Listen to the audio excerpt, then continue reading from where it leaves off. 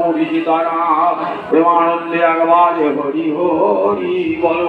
গীতাই গৌরী সীতানাথ প্রেমানন্দে একবার হরি হরি বলো। গীতাই গৌরী সীতানাথ প্রেমানন্দে একবার হরি হরি বলো। হইয়াছেন আর হবেন যত মহাপ্রভুর দাস, সবার চরণ বন্দি দন্তে করি গায়ে। ভক্তবৃন্দের চরণ আমার কোটি কোটি দণ্ডবত প্রণিপাত। শ্রীমান মহাপ্রভু রয়েছেন পূর্ণ কাশীধাম। এই কাশীধামে সনাতন গোস্বামী পাদ পায়ে হেঁটে পৌঁছিয়েছেন মহাপ্রভুর চরণ প্রান্তে। সনাতন রাজমন্ত্রী তর্কাদিনে অখণ্ড বাংলার প্রধানমন্ত্রী সাধুর বেশে, বিনহীন কাঙালের বেশে মহাপ্রভুর চরণ প্রান্তে পড়ে মহাপ্রভু কাছে সাধ্য সাধন তত্ত্ব ভাগ্য জান সব জানেন, তবু মহাপ্রভু মুখ দিয়ে একবার জগৎজীবকে শোনালেন। 64 সাধন ভক্তির কথা মহাপ্রভু সনাতনকে উদ্দেশ্য করে বিশ্বের জীবকে শোনালেন। একটা আগে তো শুনলেন প্রিয়ার মুখে যে ভক্তামাম অভিজানাতি, ভগবানকে সম্পূর্ণরূপে জানা যায় একমাত্র ভক্তির দ্বারা। জ্ঞানের দ্বারা, যোগের দ্বারা, তপস্যার দ্বারা ভগবানকে আংশিকভাবে জানা যায়, কিন্তু যাকে জানার কথা সেই ভগবানই বলছেন আমাকে জানা যায় ভক্তির দ্বারা। তাহলে অন্য কারোর কথা শুনবো? আমি তো ভগবানকে চাই। ভগবান বলছেন যে আমাকে জানা যায় একমাত্র ভক্তি দ্বারা সমগ্র। ধরুন আপনি কোনো গ্রামে গিয়েছেন, তো কুটুম বাড়িতে যাবেন, বাড়ির ঠিকানা ঠিক জানা নাই, গ্রামে ঢুকেছেন, তো গ্রামে ঢুকলেন, দেখলে বটতলা কতগুলো লোক গল্প করছে। আচ্ছা, যদুগোপাল চ্যাটার্জির বাড়িটা কোনটা বলতে পারেন? এই সোজা চলে বাঁ দিক দিয়ে বেরবে, সোজা চলে গেলো বাঁ দিক দিয়ে বেরলো, আবার বিশাল। এবার আগে দেখছি কত ছেলে গল্প করছে, ও আগে বসে বলছি যদুগোপাল চ্যাটার্জি বাড়িটা বলতে পারেন? এই দক্ষিণ দিক দিয়ে যান, পশ্চিম মুখে বেরবেন। আবার দক্ষিণ মুখে পশ্চিম মুখে বেরলো, কিন্তু বাড়িটা খুঁজবা আছে না। একটুকে যেতে যেতে যার বাড়ি যাবেন তার সঙ্গে দেখা, যার বাড়ি যাবেন। এবার সে কার কথা শুনে বলুন দেখি? যার বাড়ি যাবেন সেই তো নিয়ে যাচ্ছেন তার বাড়িতে। তাহলে জ্ঞান নয়, যোগ নয়, স্বয়ং ভগবান বলছে কোনো মুনি ঋষির কথা শুনবো না, কোনো যোগীর কথা শুনবো না, আমি যাকে পেতে চাই তিনি নিজেই বলছেন ভক্তামাম অভিজানাতি, আমাকে একমাত্র জানা যায় ভক্তির দ্বারা, সমগ্র রূপে জানা যায়। জ্ঞান যোগ তুচ্ছ না যায় বলে, কিন্তু জ্ঞানও জানা যায় ভগবানকে, যোগেও জানা যায় ভগবানকে, কিন্তু আংশিক রূপে। সম্পূর্ণরূপে যদি ভগবানকে জানতে চান, তার লীলা, ধাম, বিগ্রহ, পরিকর, কত বার্তা, অবতার সব জানতে গেলে একমাত্র ভক্তি হল সাধন শ্রেয়সী। এই ভক্তির 64টা সাধন ভক্তি, ভাব ভক্তি, প্রেম ভক্তি, একই ভক্তির তর্ক। সাধন ভক্তি যখন প্রথম আরম্ভ করলেন না, সাধন ভক্তি কিরকম? চক্ষু দিয়ে ভগবানের এই রাধাকে দেখতে এসেছেন, চক্ষু দিয়ে দেখছেন, বসে হরি কথা শুনছেন কান দিয়ে, এগুলো সব ইন্দ্রিয় দ্বারা সাধ্য যে ভক্তি তাকে বলে সাধন ভক্তি।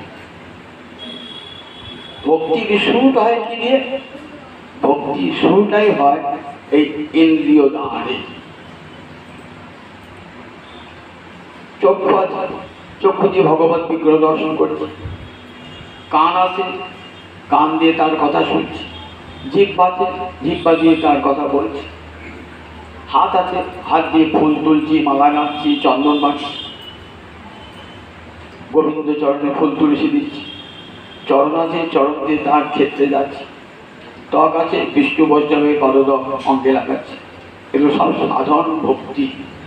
এই সাধন ভক্তি হইতে হয় রতি উদয়, রতি কারো হইলে তাদের প্রেম নামক হয়।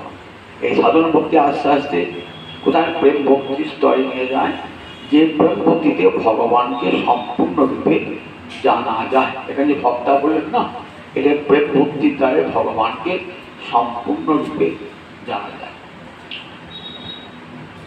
বলছেন দেখো 64 ভক্তি অঙ্গের কথা বলে বলছেন, দেখো সনাতন, 5টা অঙ্গ যাজন করলেই কৃষ্ণ প্রেম লাভ হয়। সাধু সঙ্গ, নাম কীর্তন, ভাগবত শ্রবণ, মথুরা বাস, শ্রীমূর্তি শ্রদ্ধায় সেবা, সকল সাধন শ্রেষ্ঠ এই পঞ্চ অঙ্গ কৃষ্ণ প্রেম জন্মায় এই 5-এর অল্প। সাধু সঙ্গ, ভাগবত শ্রবণ, নাম কীর্তন, ব্রজে বাস।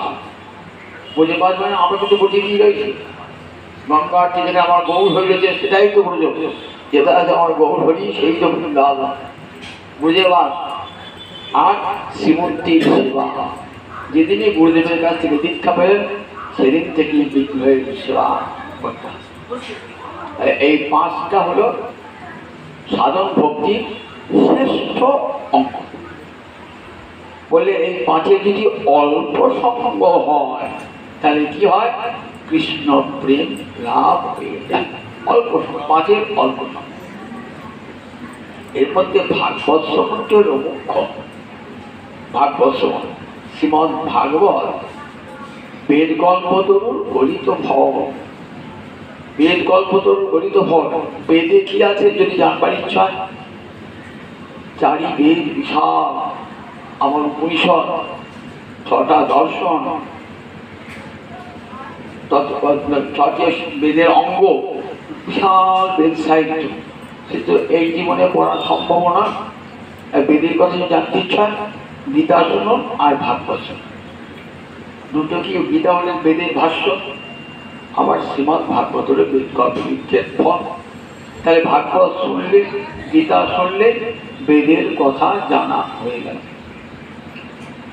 শ্রীমদ ভাগবত বললেন, এই ভাগবতের কথাগুলি এত শক্তিশালী যে আপনার হৃদয়ে প্রবেশ করে আপনার হৃদয়ের সব মালিন্য দূর করে দেয়।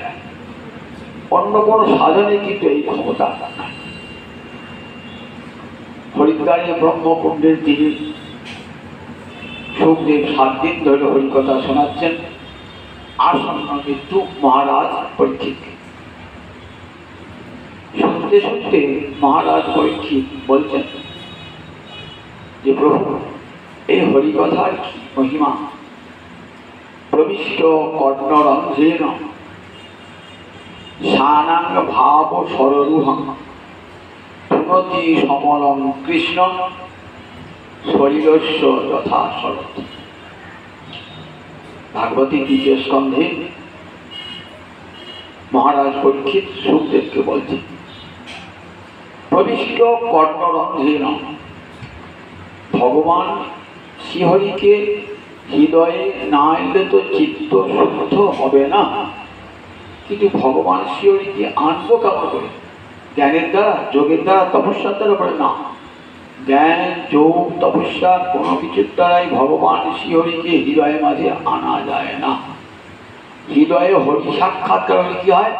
সব কর্মফল ধ্বংস হয়ে যায়। বেদ মাতা বলছে, দেখো, বিদ্যতে হৃদয়বদ্ধি ছিন্দন্তে সর্বসংশয়া হিয়ন্তে চাস্য কর্মাণি তস্মিন দৃষ্টি পরাবর্ত। হৃদয় গ্রন্থি ভিন্ন হয়ে যায়। হৃদয় গ্রন্থি মানে গীত, সংসার একটা গীত, মা একটা গীত, বাবা একটা গীত, বউ একটা গীত, ছেলে একটা গীত, নাচে একটা গীত, নাচে একটা গীত। মহামায়া এমন গীত বেড়ে দিয়েছে না, এই গীত খোলা খুব শব্দ। একে বলে মায়ের বন্ধন। মায়ের বন্ধন কারোর সঙ্গে কোনো সম্পর্ক নেই। আমার বউ আমার কেউ নয়, স্ত্রীও নয়, পুত্রও নয়, পিতাও নয়, মাতাও নয়, কিন্তু এমন সম্পর্কের বাঁধনে জড়িয়ে রয়েছি, মনে হচ্ছে আমার খুব আপনজন। এটাই তো মহামায়ার নিট, মহামায়ার নিট। এই মহামায়াকে ভগবান মহামায়া জীবকে পুড়িয়ে রেখে দিয়েছে। কি হয় হৃদয়ে গোবিন্দলে, কি হয় ওই হৃদয়ের গ্রন্থিটা ভিন্ন হয়ে যায়। তখন মনে হয় এরা কেউ তো আমার আপনজন নয়। আমি এর পূর্বে জন্মেছিলাম, তখন আমার স্ত্রী ছিল, তখন আমার পুত্র ছিল, কন্যা ছিল, তাদের কথা মনে গেছি? জানি না কে ছিল আমার স্ত্রী, কে ছিল আমার পিতা, কে ছিল আমার মা। আমি তো কতবার জন্মেছি, বহুবার জন্মেছি। যতবারই জন্মেছে ততবারে পিতা মাতা স্ত্রী পুত্র সব হয়েছে, কিন্তু পূর্ব পিতা মাতার খবর আমি বলতে পারি, জানি না। তাহলে সম্পর্ক কিছুদিনের জন্য, সম্পর্ক কিছুদিনের জন্য, কিন্তু কিছুদিনের জন্য সম্পর্ক, তার জন্য তাকে ধরে আছে। আর যার সঙ্গে চিরদিনের সম্পর্ক গোবিন্দের সঙ্গে, তাকে ভুলে যাও। দেখুন কত বড় আমরা, দেখুন যার সঙ্গে চিরদিনের সম্পর্ক। আমি যে কুলে জন্মায়, মানুষ হয়ে জন্মায়, পশু হয়ে জন্মায়, পাখি হয়ে জন্মায়, গোবিন্দ সব সময় আমার হৃদয়ে রয়েছে। চিন্তন্তি সর্বসং, সব সংশয় ছিন্ন হয়ে যায় কখন, এবং ক্ষিয়ন্তি কর্মাণ, সমস্ত কর্ম ক্ষয় হয়ে যায় তস্মিন দৃষ্টি বরাবর, যখন ভগবান শ্রীহরি হৃদয়ের মাঝে আবির্ভূত হন। মহারাজ পরীক্ষিত বলছেন, সুখদেব আপনি কৃষ্ণ কথা বলুন। ওই কৃষ্ণ কথা প্রবিষ্ট কর্ণরন্ধ্রে, কানের ফুটো দিয়ে ছিদ্র দিয়ে হরিকথার প্রবেশ করছে। হরিকথা স্বয়ং কে প্রবেশ করছে? স্বয়ং গোবিন্দ প্রবেশ করছেন কথার সঙ্গে সঙ্গে। কেন কথা প্রবেশ করছে? বললেন দেখো, কৃষ্ণ কোথায় থাকেন না, কৃষ্ণ তার কথায় থাকেন। কৃষ্ণ কোথায় থাকে? কৃষ্ণ তার কথায় থাকে। যেখানে কৃষ্ণ কথা, সেখানে কৃষ্ণ। কৃষ্ণ এই কথা রূপ ধারণ করে আমার কানের মধ্য দিয়ে ঢুকল। আমার কথা নয়, শ্রীমদ্ ভাগবতের কথা। প্রবিষ্ট কর্ণরন্ধ্রে সানা, তোকে ভগবান তো ঢুকলো, ঢুকে তো আমার হৃদয়তে বসবার জায়গা নেই। আপনার বাড়িতে একটা সাধু এসেছে, দেখছেন যে বসবে যে রোগটা, ওরে বাবা কত ময়লা, দাঁড়িয়ে আছেন, বসুন বসুন। বসবো কি, বসার জায়গা করে দাও, আমি তো বসবো। ধুলো বাড়ি পুড়ে আছে। তখন আমি কেউ ঝাঁটা দিয়ে রোগটা পরিষ্কার করে ওই বসুন। তা আমার হৃদয়ে তো এক জন্মের নয়, কোটি কোটি জন্মের ময়লা। বারান্দাতে ময়লা পড়েছে, ঝাঁট দিলে চলে যাবে, কিন্তু আমাদের হৃদয়ে যে ময়লা আছে, হৃদয়ে বারান্দায় যে ময়লা আছে, সে তো ঝাঁট দিলে যাবে না। কোটি কোটি জন্মের ময়লা স্তূপ হয়ে গেছে, ময়লা আর স্তূপ। তাহলে সেখানে ভগবান বসবেন কেমন করে? অথচ আপনি বলছেন প্রবিষ্ট কর্ণরন্ধ্রে, কর্ণের ছিদ্র দিয়ে ভগবান প্রবেশ করে দিলেন। কোথায়? তা বলেন আমার হৃদয়। প্রবিষ্ট কর্ণরন্ধ্রে সানান ভাব সরগ্রহ। সানান মানে নিজ জনে, যারা গোবিন্দের কথা শুনছে, গোবিন্দ তার কি হবে? এরা আমার নিজজন। নিজজন বলেই আমার কথা শুনতে এসেছে, আমাকে ভালোবাসে বলেই আমার কথা শুনতে এসেছে। আমার কথা কে শুনবে? আমার যারা প্রিয়জন, তার কথা শুনবে, অন্যজন শুনবে। অন্যের কাছে আমার কথা বলতে চান, ওকে আমি ঠিক না ভিনাম জানি না, কিন্তু আমার প্রিয়জন যে, সে আমার কথা, যে আমার নিজজন, সে আমার কথা শুনবে। তা ভগবানের কথা কে শুনতে আসবে? যারা ভগবানকে ভালোবাসে, ভগবানের প্রিয়জন। এই সানা ভক্তানা ভাব সরগ্রহ। সরগ্রহ মানে, সর মানে জল, রুহ মানে ভেদ করা। জলকে ভেদ করে যে ওঠে, কে ওঠে? পদ্মফুল।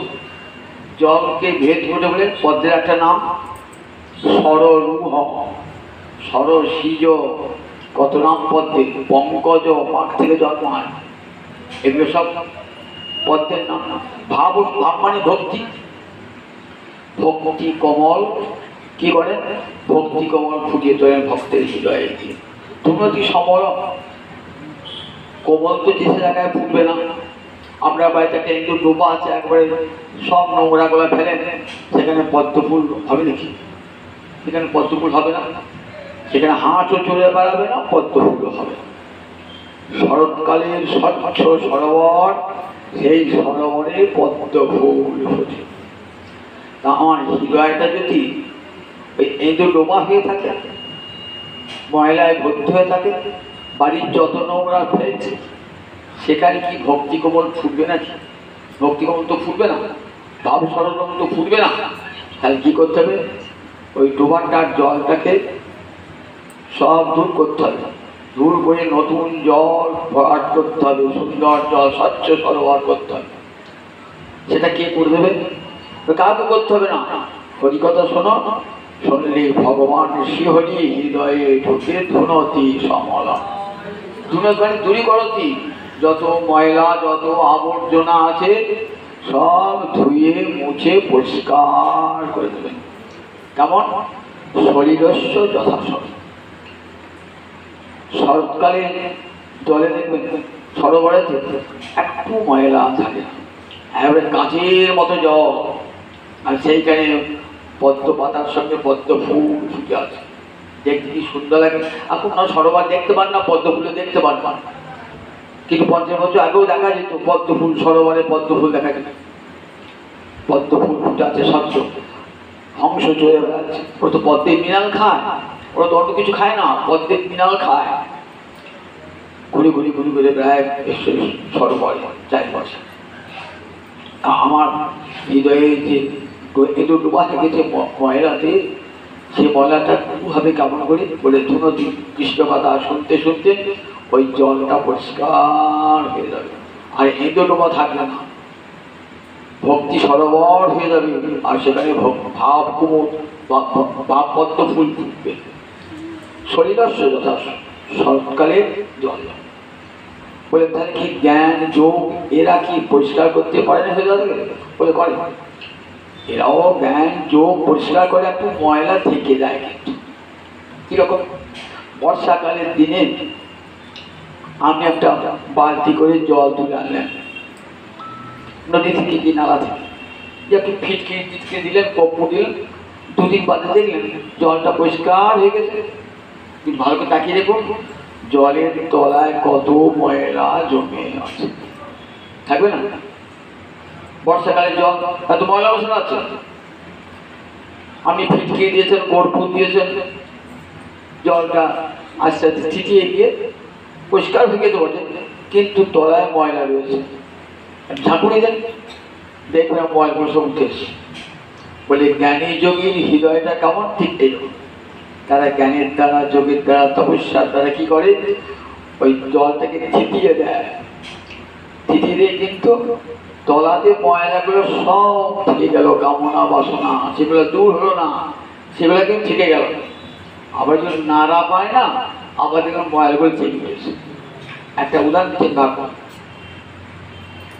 সৌভরি ঋষির নাম শুনেছেন তো? কেমন ঋষি, বড় জ্ঞানী ঋষি। বললেন বাইরে থাকলে কেবল সংসার, স্ত্রী পুত্রের দর্শন দরকার নাই, আমি এমন জায়গায় তপস্যা করবো যেখানে কাউকে দেখতে পাবো না। কোথায় করবি তপস্যা? এই পৃথিবী যেখানে যাবে সেখানে দর্শন হবে, সব নারী পুরুষ আদি সব দর্শন হবে। আমি জলের তলায় তপস্যা করবো, সেখানে কেউ নাই, সেখানে কেউ নাই, জলের তলায় জল ঢেউ বইছে, জল তপস্যা করে কি সেখানে থাকবে কি? বলে আমি তো জলস্তম্ভন বিদ্যা জানি না, জলকে একবার দাঁড় করিয়ে রেখে সেখানে থাকবো, আশ্রম করে জলের তলায় আমি ভগবানের তপস্যা। বেশ, জলের তলায় বুঝে তপস্যা করছে, সংসার ছেড়ে গেছে, নিজের স্ত্রী পুত্র সব পরিত্যাগ করে জলের তলায় বসে তপস্যা করছে। কতদিন ধরে তপস্যা করছে। মাছেরা খেলা করতো, ওইখানে কে আসতো না? গরু আসতো, কৃষ্ণের বাহন গরু। গরু এসে ঠুটে করে একটা মৎস্যকে ধরেছে। সৌভরি বলছে, তুমি কেন মৎস্যকে ধরলে? মৎস্যকে ধরো না, তুমি এখানে আসবে না। গরুর চলে এলেন। সৌভরি ভক্তের মর্যাদা জানতো না, গরুর যে কত বড় ভক্ত, গোবিন্দকে পিঠে চাপিয়ে সর্বত্র ঘুরে বেড়ান গরু, আর সেই গরুকে অপমান করেছে তো। ভক্তের প্রতি অপরাধ হয়েছে, বৈষ্ণবের প্রতি অপরাধ হয়েছে। ভক্তের অপরাধ বিচার করবার ক্ষমতা আমাদের নাই। ভক্তিকে অপমান করেছেন তো কি হলো দেখুন, ভক্তাপরাধের ফল কেমন দেখুন। ঋষির চিত্ত চঞ্চল হয়ে উঠল, নিজের স্ত্রী পুত্রকে পরিত্যাগ করে গিয়েছেন। জলের তলায় দেখছেন যে একটা মৎস্য, পুরুষ মৎস্য আর একটা পুরুষ আর স্ত্রী মৎস্যী একসঙ্গে জলে বিহার করছে। অন্তর ইচ্ছা জাগলো, যেমন করে পুরুষ মাছটি ওই নারী মাছটির সঙ্গে ঘুরে বেড়াচ্ছে, আমিও তেমনি আমার স্ত্রী সঙ্গে করছি। কতদিন জলে তলা, আগে তার স্ত্রী পুত্র শব্দ বই গেছে কেউ নাই, জলের তলা থেকে উঠে এসছে, আবার বিয়ে করবে। দেখুন সংসার ছেড়ে দিয়ে জলের তলায় তপস্যা করছিল, ভক্ত অপরাধের ফলে কেমন দেখুন আবার সংসারে পতন। তখন রাজাকে মানধাতা তার 50টা সুন্দরী কন্যা যে শুনেছেন, রাজা গিয়ে বলছেন, সৌভ ঋষিকে বলছেন, রাজা আমি তোমার কন্যা থেকে বিয়ে করতে চাই। রাজা একটু হাসলেন, কিছু ঋষি কিছু বলতে পারছেন না, অভিশাপ দিয়ে দেবে তো যদি বলি না হবে না। ঋষি দেখতে কেমন হয়েছে, হাড়গুলো বেরিয়ে আছে, একবার হাড় থেকে মরণার মুখ হয়ে আছে ঋষি, অস্থি চর্পসার। মনে মনে ভাবছেন, তুমি আবার বিয়ে করবে এই বয়সে, কত হাজার বছর বয়স বা ঠিক নাই, তুমি বিয়ে করবে আমার সুন্দরী কন্যা দিকে। যদি বলে না বিয়ে দেবো না, তাকে অভিশাপ দেবে। রাজা বললেন ঠিক আছে, আমি তার বিয়ে করবো না, আমার মেয়েরা স্বয়ং বলা, যদি তারা আপনাকে স্বামী রূপে বরণ করতে চায় করবে, আমার কোনো আপত্তি নেই। রাজা পাঠিয়ে দিলেন মেয়েদিকে, দেখো গো তোমাদের বর এসে, কে বরণ করবে না। মেয়েরা তো দেখে হেসে খুব, এই বুড়োটা বিয়ে করতে এসছে, হাট পিলিয়ে বুড়ো খাটে মরা বিয়ে করতে এসছে, সবাই হেসে খুব। আমার যৌবন নয় রূপ নেবে হাস্য তো, দেখো আমি যোগ বলে কেমন সুন্দর হতে পারি। ঋষি তপস্যার বলে একবার সুন্দর সুদর্শন যুবক, একবার কন্দর্পের সমান, মদনের সমান হয়ে, যখন মদনের সমান হয়ে এসেছেন না, তখন 50টা কন্যা, ও বলছে আমি আগে মারা দেবো, ও বলছে আমি আগে মারা দেবো, বলছে আমি আগে মারা দেবো, বলছে এই বরটা আমার, কিন্তু তোর না, ও বলছে এই বরটা আমার। মেয়েদের মধ্যে মারামারি কিন্তু অবস্থা। যোগ বলে এমন রূপ ধারণ করেছেন না, সব 50টা কন্যায় সব ঋষিকে স্বামী রূপে বরণ করে, বরণ তো করেছেন। তুমি করে থাকো, আমি জলের তলায় থাকি। ও বাবা, জলের তলায় থাকতে পারবো না, আমার বাবার কে অট্টালিকা দেখেছ, হ্যাঁ একবারে 10 তলা বাড়ি, ঠিক আছে, কত একটা মহল নয়, কত মহল বাড়ি আছে, জলের তলায় আমার থাকতে হবে না। কিন্তু তাহলে সঙ্গে সঙ্গে ডিভোর্স, আমি যদি জলের তলায় থাকবো সঙ্গে সঙ্গে বললাম জলের তলায় থাকতে হবে না, জলের তলায় থাকতে হবে না। আমি ভাবছি আমার জলের তলায় ছাড়া জায়গা নাই। দেখো আমি যেমন তপস্যা করে নবযৌবন ধারণ করেছি, এই তপস্যার ফলে তোমার বাবার মতো, তোমার বাবার তো একটা বাড়ি, আর আমি কোটি কোটি বাড়ি শেষ করতে, অর্থাৎ শেষ করতে করে দেখা। সঙ্গে সঙ্গে যোগ বলে একবার 50টা কন্যার জন্য 50টা অট্টালিকা বাড়ি, এইবার আছে তো বলে দেখো তোমার বাবার তো 1 মহল্লা বাড়ি, আর আমার দেখো কত ঘর, দেখো কত বিলাস বেসন, দেখো তোমার বাবার এসব আছে। মেয়ের বাড়ি সত্যি তো, বাপের বাড়ি থাকতাম, বাবা তো আমার রাজা, এত এত সম্পদ বাবার না, তারা খুব আনন্দই আছে।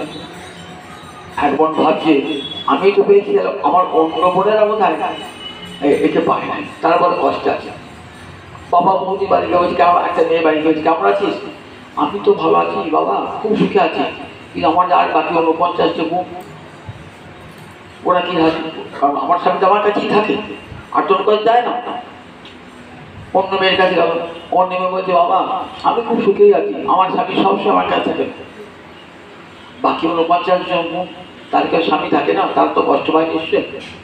তাহলে দেখুন ঋষি যোগ বলে 50টা দেহ ধারণ করেছে, আর 50টা কন্যার কাছে সমানভাবে 24 ঘন্টায় রয়েছে যোগ বলে। এমনি করে ওই 50টি কন্যার গর্ভে 10টি করে সন্তান, 500 সন্তানের জনক হয়ে গেল।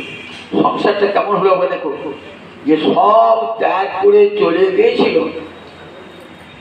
সে কেমন বড় সংসার হয়ে গেল, 500 সন্তানের জনক হয়ে গেল। একটা ছোট সংসার নিয়ে আমরা টিকতে পারি না, একটি করে ছেলে আর 500 ছেলে স্ত্রী পুত্রাদি আছে, এতগুলিকে নিয়ে এত বড় সংসারে এমন জড়িয়ে গিয়েছে না, সব ধ্যান তপস্যা সব ভুলে গেছে কিছুদিন বাদে। ওই দেখছেন কি বললাম, ওই বর্ষাকালের জল, তলায় মাটিটা জমিয়েছিল, ফিটকিরে দিয়ে জলটা পরিষ্কার হয়েছিল, যেই নাড়া পেয়েছে ময়লাগুলো ডুবেছে। ঠিক মৎস্যমৎস্যের বিচরণ দেখে ওই নাড়া পেয়েছে, জ্ঞানী তো আবার ওই ভিতরকার ময়লাটা কামড়া বসাচ্ছে। তাহলে জ্ঞান যোগ তপস্যার দ্বারা হৃদয়ের ময়লা যায় বটে, কিন্তু সম্পূর্ণ রূপে যায় না। শিরস্বামী টিকা তিনি বলেছেন, শরৎকালের স্বচ্ছ সরোবর যেমন কোনো ময়লা যাবে না, শরৎকালে জল নিয়ে আসো, যেমন কাটতে তাতে তলা ময়লা জমবার সম্ভাবনা নয়, পরিষ্কার কাঁচ জল নিয়ে আসো সরোবর থেকে।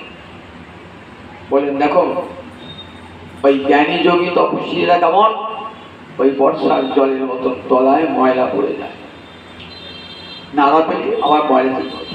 কিন্তু ভক্তের হৃদয় স্বচ্ছ সরোবরে তাতে ভক্তি কমল সেখানে ফুটবে। ভক্তি কমল কিরকম দেখবো, বেশি দূর যেতে হবে না। হরিদাস ঠাকুরের নাম শুনেছেন তো, হরিদাস ঠাকুরের নাম শুনেছেন তো। হরিদাস তো জন্মে থেকেই কৃষ্ণ নাম, আর তিনি কিছুই জানেন না। মুসলমানের কাছে থাকেন তো, তাই তার তো হরিনাম শুনবে না। কাফিরের ধর্ম গ্রহণ করেছো, যাও দূর হয়ে যাও। হরিদাসে বাবা মা মরে গেছে, অনেক ছোট বয়সে মুসলমান গিয়ে পালিত হয়েছেন, কিন্তু সেখানে তার কৃষ্ণনাম কেউ শুনবে না, হরিদাসকে তাড়িয়ে দিয়েছে। হরিদাস অসহায়, পিতা মাতা নাই, যা সে তো অসহায়, কিন্তু কৃষ্ণনামকে তিনি আশ্রয় করেছেন। দেখেছেন তো, ছোট্টবেলা থেকেই কৃষ্ণনাম কি করে আশ্রয় করলেন। বলছেন তো হরিদাস বাবু আগে যেমন তো প্রহ্লাদ ছিল, প্রহ্লাদে যে ভক্তি সংস্কার সে যাবে কোথায়, যেগুলি জন্মাক না কেন ভক্তি কখনো বিনাশ প্রাপ্ত হয় না। সেই প্রহ্লাদ এবং ব্রহ্মার মিলিত রূপ হলেন হরিদাস।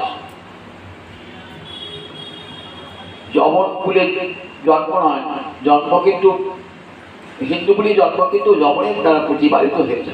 কেউ বলেন না তিনি যমন কুলেই জন্ম, কারণ বৃন্দাবন দাস ঠাকুর বলেছে যমন কুলেই তার জন্ম। যমন কুলে জন্ম হলে কি হবে, ভক্তি সংস্কার তো তার যায় না, অন্তরে হরিভক্তি নিয়েই জন্মেছেন।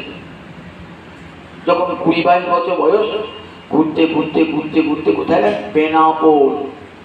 বেনাপোলটা কোথায়, পূর্ববঙ্গে। পশ্চিমবঙ্গে যেখানে পূর্ববঙ্গে সীমান্ত দেশ আছে, সেই সীমান্ত দেশে বেনাপোল সীমান্ত। সেখানে আজও হরিদাসের স্থাপিত মন্দির বিগ্রহ সব আছে। সেইখানে হরিদাস কি করতেন, দেখছেন নির্জন জায়গা, কেউ আমাকে এখানে এসে বিঘ্ন ঘটাবে না সাধন ভজনে। বসে বসে কি করেন, একটা ব্রত গ্রহণ করেছেন। কি ব্রত দেখুন, আপনারা কি ব্রত করেন, মঙ্গলচন্দ্রীর ব্রত, জয় মঙ্গল বারের ব্রত, অত কি এইসব ব্রত করেন তো। আর ভক্ত হলে ও সব ব্রত করে কি হবে, ও সব ব্রতে কৃষ্ণ পাওয়া যাবে। হরিনামকে ব্রত রূপে গ্রহণ কর, হরিনামই ব্রত। ভাগবত বলেছেন হরিনামকে ব্রত রূপে গ্রহণ কর। হরিনামকে ব্রত রূপে গ্রহণ করলে ভগবানকে পাওয়া যাবে, কৃষ্ণ প্রেম লাভ হবে। হরিদাস সেই কৃষ্ণ নামকে ব্রত রূপে গ্রহণ করেছে। ব্রত প্রতিদিন 3 লক্ষ নাম, মাসে 1 কোটি নাম। এইটা প্রতি মাসেই 1 কোটি নাম করবেন হরিদাস। যেখানে থাকতেন বেনাপুর, ওই জায়গাটার জমিদার ছিলেন রামচন্দ্র খাঁ। সে ভয়ঙ্কর বৈষ্ণব বিদ্বেষী, সে কৃষ্ণ নাম শুনে তার গা জ্বালা ধরত। আমাকে লোক এত মান্যগণ্য করে না, আর একটা কাঙাল ফকির যার কিছুই নাই, দলে দলে লোক যাচ্ছে তাকে প্রণাম করতে। হরিদাস চান না যে আমাকে কেউ প্রণাম করতে আসুন, আমার কাছে কেউ আসুন, কিন্তু ফুল যদি ফোটে, তার গন্ধ যদি ছড়িয়ে পড়ে, ভ্রমণকে ডাকতে হয় না, ভ্রমণ আপনাকে যায়। হরিদাস কাউকে প্রচারও করেন না, যখন আমি ভক্ত হরিনাম করছি এসব। হরিদাসের নাম শুনে সবাই যাচ্ছেন, তার মধুকণ্ঠে মধু নাম যাচ্ছেন। গা জ্বালা ধরল রামচন্দ্র খায় না। কি করে তার চরিত্র হরণ করা যায়, তার মর্যাদা নষ্ট করা যায়? জমিদার তো, তার অধীনে অনেক গণিকা রমণী আছে, বার বনিতা আছে, সব সুন্দরী সুন্দরী। বলে কে পারবি হরিদাসের চরিত্র হরণ করতে? করতে পারলে না 1 লাখ টাকা পাবি। বাবা, 1 লাখ টাকা কথাই শুনি না, চোখেও দেখি না, কথা শুনি না, 1 লাখ টাকা পাবো? হ্যাঁ পাবি 1 লাখ টাকা। লোক কইরা বলে বার বনিতা ছিল, বললাম আমি হরিদাসের চরিত্র, আমাকে 3 দিন সময় দেন, 3 দিনের মধ্যে হরিদাসের চরিত্র না। ঠিক তো? 3 দিন বাদে, 3 দিন আমার সময় দেন। সেই যে খুঁজে এসেছে একবার হরিদাস যুবক, তো হরিদাস দেখতে খুব সুন্দর, কৃষ্ণ ভক্ত দেখতে সুন্দরী হন। ভক্তি মহারানী যার হৃদয়ে না, তিনি কখনো কুৎসিত না, ভক্তি মহারানী যার হৃদয়ে সব সেই সুন্দর হবে। হরিদাস সুন্দর, নবীন যুবক হরিদাস, একবারে সুপুরুষ হরিদাস। ভাবলেন সুন্দরী রমণী দেখে বোধ হয় হরিদাস বৃহৎ কষ্ট দেবে। কত ছন্দে নাচ করছে, গান করছে, কত ভঙ্গিমাতে, হরিদাস শিখে ভর্তি না।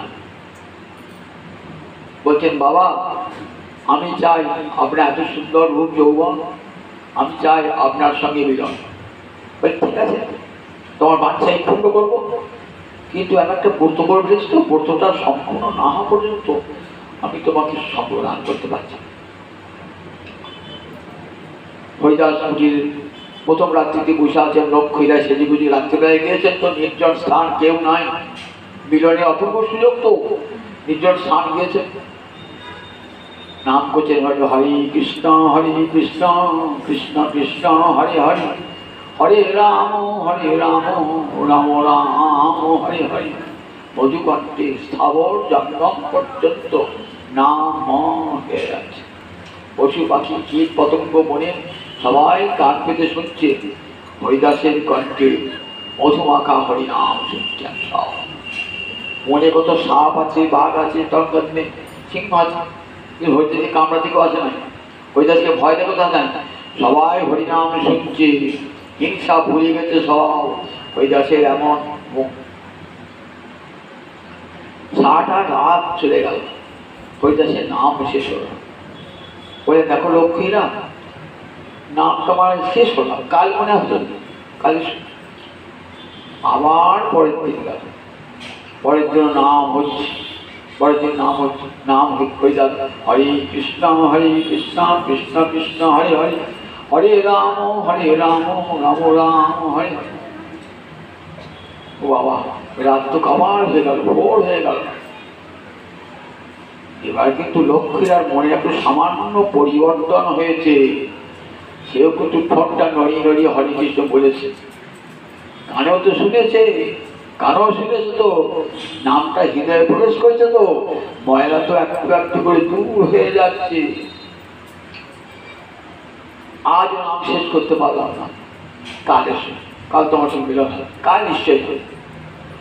3য় দিন এসেছেন লক্ষ্মীর, আবার তেমনি সেজি পূজা আরো সুন্দর উদ্ধার করে।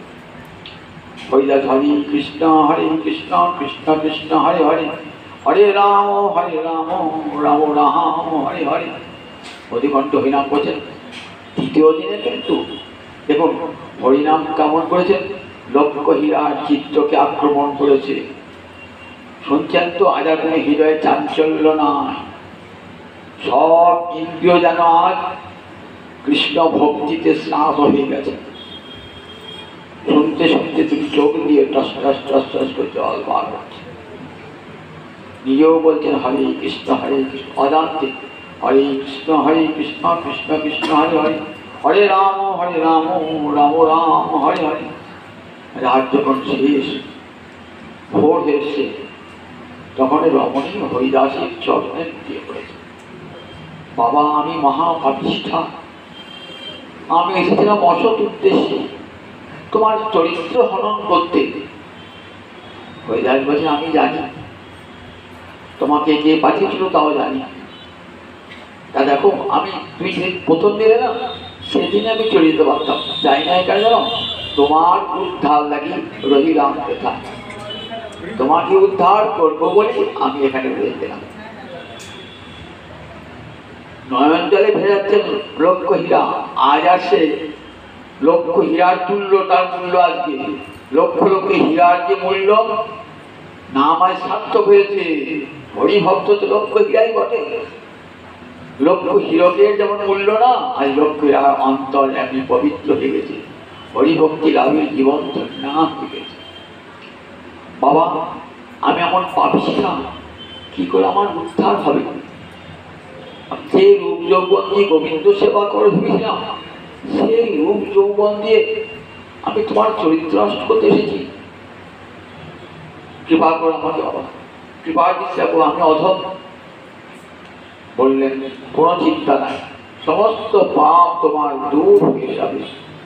একবার কৃষ্ণ নাম উচ্চারণ করলে যত পাপ হরে, পাপীরও সাধ্য নাই তত পাপ করে। একবার কৃষ্ণ নামে যত পাপ হরে, পাপীরও সাধ্য নাই তত পাপ। হরিদ্বারের ব্রহ্মকুণ্ডের তীরে সুখদেব মহারাজ পরীক্ষিত বলছে, কীর্তনাদেব কৃষ্ণস্য মুক্ত সত্য পরম করে। একবার যদি কেউ কৃষ্ণ নাম জিহ্বা দিয়ে বার করে, তাহলে কি হয়, তার সমস্ত পাপ গোবিন্দ হরণ করে নেয়। তুমি মস্তক মুন্ডন করে এক বস্ত্রে এসো এই সরোবরের তীরে, এই তুলসী বৃক্ষ রোপণ করেছে, এই তুলসী বৃক্ষের কাছে এসে শুধু চানা চর্পণ করে, ভিক্ষা করে চানা চর্পণ করে এই নদী, এই সরোবরের তীরে এই তুলসী মঞ্চের নিচে বসে বসে প্রতিদিন 3 লক্ষ করে নাম করো, হরে কৃষ্ণ কৃষ্ণ কৃষ্ণ হরে হরে, হরে রাম রাম রাম হরে হরে। এই নাম আমি তোমাকে দিয়ে গেলাম।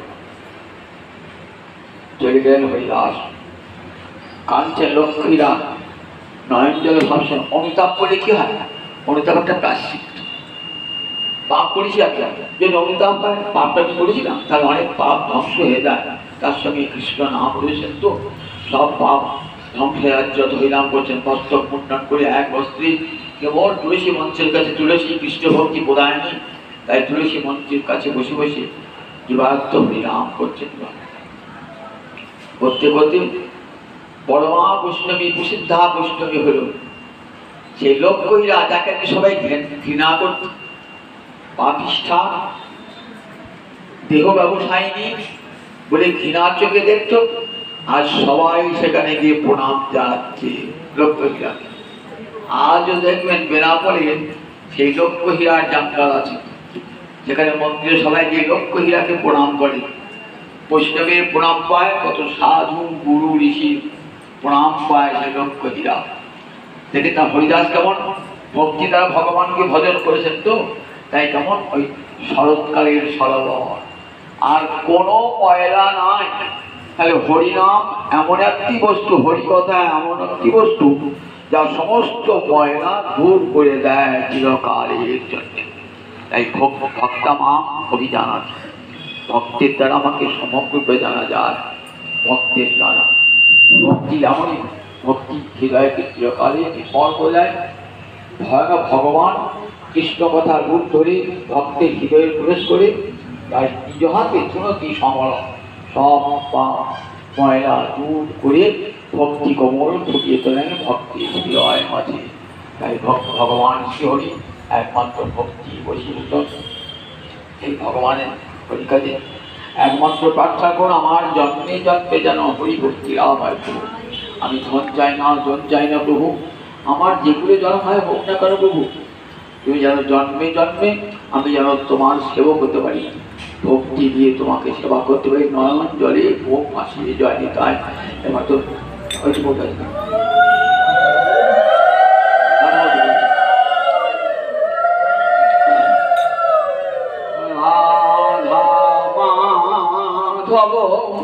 যুগল উজ্জ্বল রস